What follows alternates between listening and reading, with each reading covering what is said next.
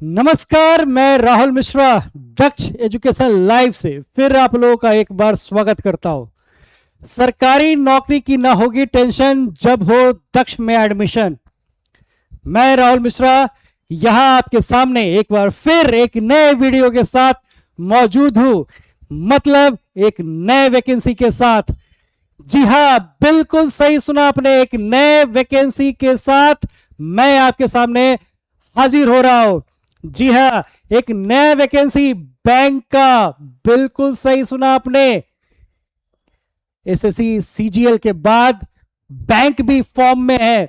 आपने कुछ दिन पहले देखा होगा हमारा वीडियो जिसमें एसबीआई पीओ के बारे में मैंने बताया था। एसबीआई पीओ का वैकेंसी आया हुआ था और आज मैं आपके सामने हाजिर हूं बैंक आईबीपीएस। जी हां, institute of banking personal selection. यह नोटिफिकेशन जारी हुआ है कल रात, यानी कि 30 जून को। यह नोटिफिकेशन जारी होते ही हुए यह भी बता दिया गया कि फॉर्म भरने का जो डेट है वो आज, यानी 1 जुलाई 2026 से यह फॉर्म भराना स्टार्ट हो रहा है। तो बैंक जो भी स्टार्ट कर रहे हैं प्रिपरेशन बैंक का, मैं उनको ये बता दूं कि ये उनके लिए गोल्डन अपॉर्चुनिटी है कि आईबीपीएस ने भी अपना वैकेंसी निकाल दिया है। और ये निकाला कितने सीटों के लिए है? तो 6715। जी हां, बिल्कुल सही सुना आपने, 6715 पोस्ट के लिए ये वैकेंसी आईबीपीएस ने निकाला है। और ये आईबीपीएस में वैकेंसी जो आया है ये प्रोबेशनरी ऑफिसर। जी हां, बिल्कुल सही सुना आपने, पीओ, आईबीपीएस पीओ का वैकेंसी आ गया है, जो फॉर्म स्टार्ट हो रहा है आज, यानी 1 जुलाई 2026 से। और ये आखिरी जो डेट होगा फॉर्म भरने का वो होगा 21 जुलाई। जी हां, सही सुना आपने, 21 जुलाई 2026, यानी आपके पास 21 दिनों का पर्याप्त समय है इस फॉर्म को फिलअप करने के लिए। सबसे शानदार बात यह है कि ये जो क्वालिफिकेशन होगा इस बैंक पीओ या क्लर्क, बैंक के जितने भी वैकेंसी आते हैं, चाहे वो एसबीआई पीओ हो, क्लर्क हो, चाहे आईबीपीएस का पीओ क्लर्क हो, चाहे आरआरबी यानी रीजनल रूरल बैंक का भी पीओ क्लर्क हो, जो मिनिमम क्वालिफिकेशन है वो ग्रेजुएशन होता है। बिल्कुल सही सुना आपने, ग्रेजुएशन, यानी जो भी बच्चे इंटर पास किए हैं वो बैंक का फॉर्म फिलअप नहीं कर सकते हैं। सबसे मजेदार बात यह है कि सिर्फ और सिर्फ ग्रेजुएशन मांगा जाता है। यह बिल्कुल नहीं बोला जाता है कि आप उसमें 60% नंबर लेके आ रहे हैं, 80%, 70% या फिर 55%। अगर आप केवल ग्रेजुएट है तो आप इलिजिबल है बैंक आईबीपीएस पीओ का फॉर्म भरने के लिए। अगर आप इसको स्क्रीनशॉट लेके रखना चाहते हैं तो मैं आपके सामने स्क्रीन से हट जाता हूं, आप इसको स्क्रीनशॉट ले लीजिए। उम्मीद है आपने स्क्रीनशॉट ले लिया होगा। आगे बढ़ते हैं। देखिए, आपने एसबीआई के बारे में मैंने जब बताया था आपको कि एसबीआई को भरने के लिए उसका जो फी था वो था 750 रुपए, लेकिन यही आईबीपीएस का जो पीओ आया हुआ है इसका अगर आप फॉर्म भरते हैं तो इसके लिए जो फी है वो है 850 रुपए। बिल्कुल सही सुना आपने, 850 रुपए फॉर्म भरने का चार्ज है। और ये है जनरल के लिए, ओबीसी के लिए या ईडब्ल्यूएस के लिए। अगर यहीं पे अगर आप एससी एसटी हैं तो फॉर्म भरने के जो चार्ज होंगे वो होंगे 175 रुपए, 175 रुपीज चार्ज होंगे अगर आप एससी एसटी कैटेगरी से हैं। और अगर आप जनरल, ओबीसी या ईडब्ल्यूएस यानी इकोनॉमिकल वीकर सेक्शन, तो आपके जो फॉर्म भरने के चार्ज होंगे वो होंगे 850 रुपए। क्लियर है? तो देखिए, ये आईबीपीएस जो होता है इसमें एसबीआई को छोड़कर जितने भी नेशनलाइज्ड बैंक होते हैं उन सब का जो वैकेंसी होता है वो आईबीपीएस के तहत में आता है। यानी कुल 11 जो बैंक हैं वो इसमें शामिल होते हैं। लेकिन अभी जो नियुक्तियां आई हैं वो है 6715। और इसमें जो है 11 बैंक के जगह सिर्फ और सिर्फ 8 जो बैंक है इनका ही वैकेंसी कैलकुलेट किया गया है। यानी जो 3 बैंक हैं, ये जो 3 बैंक हैं इसका वैकेंसी जो है ये अपडेट नहीं है, नॉट रिपोर्टेड है। तो ये 3 बैंक कौन कौन से हैं? तो पहला है इंडियन बैंक, एक है यूको बैंक और तीसरा है यूनियन बैंक। ये 3 जो बैंक हैं इसके वैकेंसी कैलकुलेट नहीं किया गया है, नॉट रिपोर्टेड है। मतलब ये वैकेंसी आगे चलकर 6,715 के जगह हो सकता है ये 7,000 या 7,000 से ज्यादा भी हो जाए। तो मतलब घबराने की जरूरत नहीं है कम वैकेंसी देखकर, ये वैकेंसी बढ़ने वाली है अगर ये तीनों बैंक अपना अपना रिपोर्ट सबमिट कर दे। ये तीनों बैंक अपना जैसे ही रिपोर्ट सबमिट करेगा ये वैकेंसी बढ़कर 7,000 या 7,000 प्लस हो सकता है। क्लियर है? अगर आप इसको स्क्रीनशॉट लेके रखना चाहते हैं तो आप बिल्कुल लेके रख लीजिए, फिर आगे चर्चा करेंगे हम इसके एग्जाम पैटर्न के बारे में। देखिए ये जो बैंक का जो एग्जामिनेशन पैटर्न होता है, ये पहला जो लेवल एग्जामिनेशन होता है ये होता है पीटी। जी हाँ, पीटी, प्रीलिमिनरी टेस्ट। इसमें कुल 3 पेपर होता है। कितने पेपर होते हैं?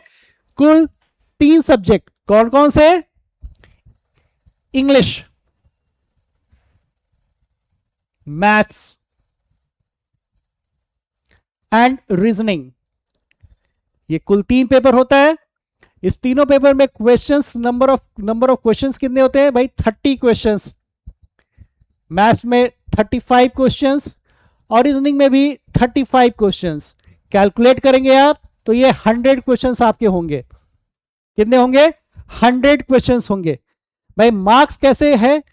तो इंग्लिश के लिए 30 क्वेश्चंस के लिए 30 मार्क्स, मैथ्स के लिए 35 क्वेश्चंस के लिए 30 मार्क्स और रीजनिंग के लिए 35 क्वेश्चंस के लिए 35 मार्क्स की जगह पे 40 मार्क्स होगा। क्लियर? यानी 100 क्वेश्चन और 100 मार्क्स। देखिए ये लास्ट ईयर के जब फॉर्म आया था, लास्ट ईयर आईबीपीएस का, तो उस समय भी कुछ इसी पैटर्न पे मार्किंग किया गया था।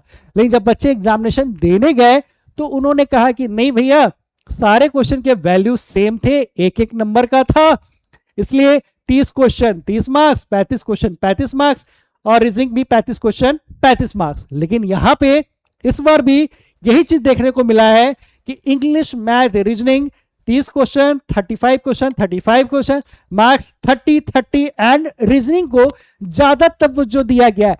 बैंक के एग्जामिनेशन में रीजनिंग का काफी ज्यादा इंपॉर्टेंस होता है, काफी ज्यादा वेटेज माना जाता है, इसलिए रीजनिंग को 40 मार्क्स का किया गया है। ऑल दो जब टाइम की बात करेंगे तो सभी के लिए 20-20 मिनट का समय दिया गया है। बिल्कुल सही सुना आपने, 20-20 मिनट। यानी कुल आपको जो मिलता है समय वो 1 घंटे का समय मिलता है। और जो निगेटिव मार्किंग होगा ये जो होगा 0.25 मार्क्स का निगेटिव मार्किंग होगा। जी हाँ, बिल्कुल सही सुना आपने, जो निगेटिव मार्किंग होगा ये 0.25 मार्क्स का निगेटिव मार्किंग होगा। और ये एग्जामिनेशन जो होता है पीटी, केवल और केवल क्वालिफाइंग होगा। क्वालिफाई करके नेक्स्ट राउंड यानी मेंस में जाने के लिए ये एग्जामिनेशन कंडक्ट किया जाता है। अगर आप इसको स्क्रीनशॉट लेके रखना चाहते हैं आप बिल्कुल लेके रखिए, फिर हम आगे चलेंगे, मेंस के बारे में चर्चा करेंगे। उम्मीद है आपने स्क्रीनशॉट ले लिया होगा। आगे बढ़ते। मेंस,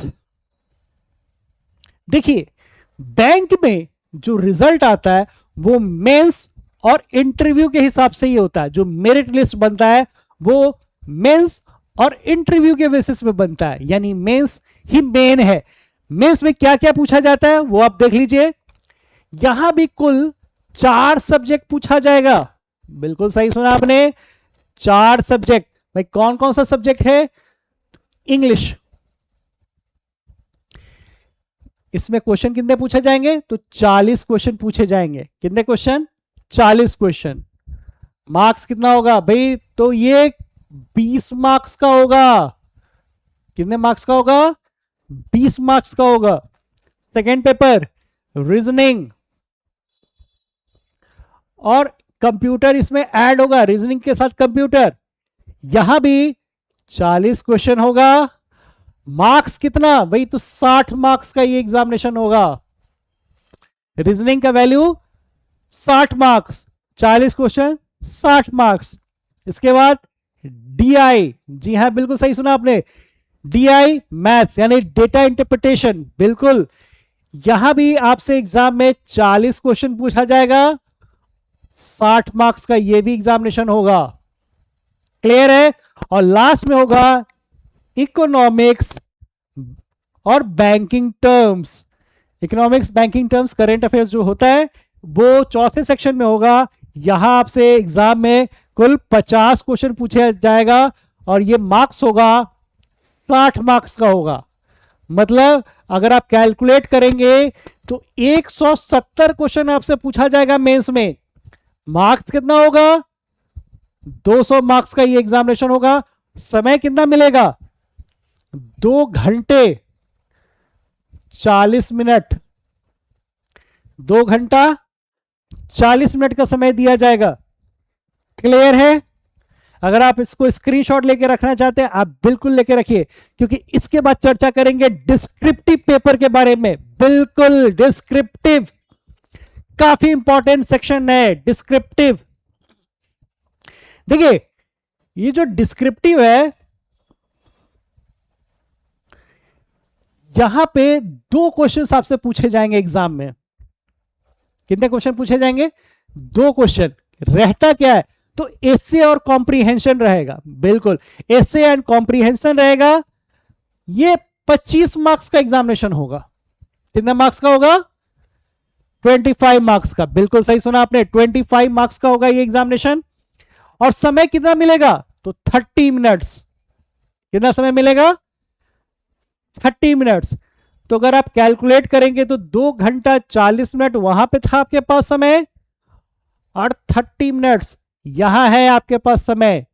यानी आपको जो समय मिल रहा है वो मिल रहा है 3 घंटा 10 मिनट।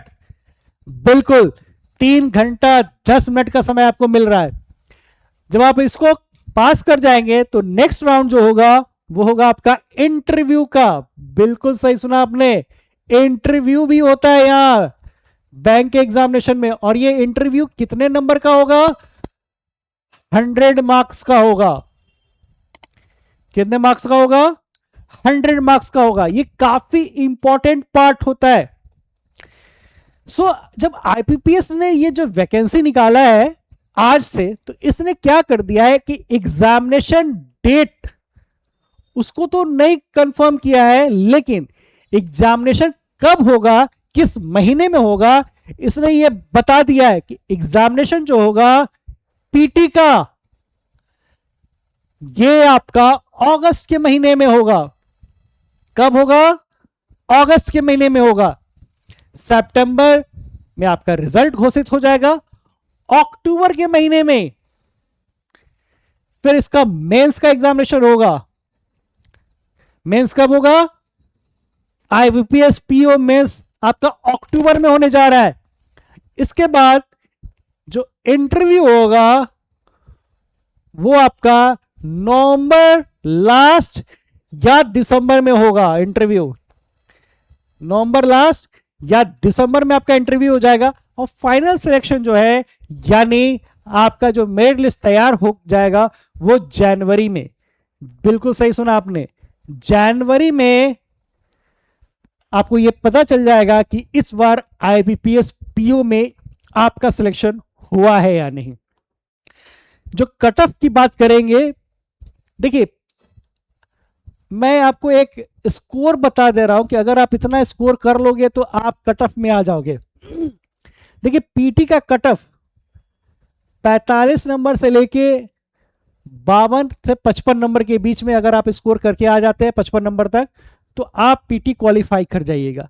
जो लास्ट ईयर जो मेंस, जी हाँ मेंस का जो कट ऑफ गया था वो 75.75 पे गया था।